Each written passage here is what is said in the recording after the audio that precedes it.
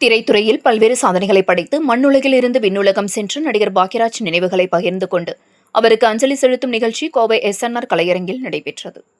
தமிழ் சினிமாவின் மிக முக்கியமான இயக்குநரும் திரைக்கதை மன்னனுமாகிய பாக்யராஜ் கடந்த ஜூன் 27, 2026 அன்று தனது 75வது வயதில் சென்னையில் காலமானார்.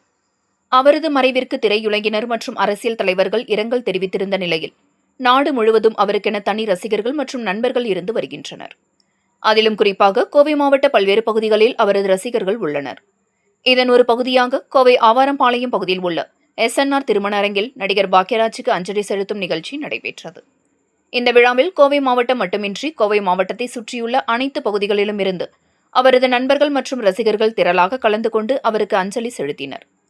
விழா மேடையில் பேசிய நடிகர் சிவகுமார் கூறியதாவது: திரைத்துறையில் பல்வேறு சாதனை படைத்த மாமனிதர் பாக்யராஜ் அவரது மறைவை தொடர்ந்து தமிழ்நாடு அரசின் சார்பாக முழு அரசு மரியாதையுடன் சென்னை பெசன்ட் நகர் மின் மயானத்தில் அவரது உடல் தகனம் செய்யப்பட்டது. திரைக்கதை மன்னன் என்று அழைக்கப்படும் பாக்யராஜ் ஒரு சாதாரண மனிதராக இருந்து திரையில் நாயகனாக வெல்ல முடியும் என்பதை தன் புத்திசாலித்தனமான நகைச்சுவையான கதைகளின் மூலம் நிரூபித்தவர். பிரம்மாண்ட சண்டை காட்சிகள் இல்லாமல் அன்றாட குடும்பம் மற்றும் சமூக யதார்த்தங்களை மையமாக கொண்டு விறுவிறுப்பாக திரைக்கதை அமைப்பதில் அவர் வல்லவர். அத்தகைய கலைஞரின் மறைவு நாடு முழுவதிலும் அதிர்வலைகளை ஏற்படுத்தப்பட்டுள்ளது.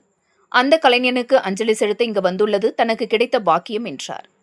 விழாவிற்கான ஏற்பாடுகளை சசி அட்வர்டைஸ்மெண்ட் சுவாமிநாதன், முன்னாள் இயக்குநர் லயன் KG, ராமமூர்த்தி, முன்னாள் ஆளுநர் மனோகரன் உள்ளிட்ட பலர் செய்திருந்தனர். இந்த விழாவில் மூத்த நடிகர்கள் பூர்ணிமா பாக்யராஜ், நடிகர் சாந்தனு பாக்யராஜ், சுந்தர்ராஜன் உள்ளிட்ட பல திரை பிரபலங்களும் கலந்து கொண்டு அஞ்சலி செலுத்தினர் என்பது குறிப்பிடத்தக்கது.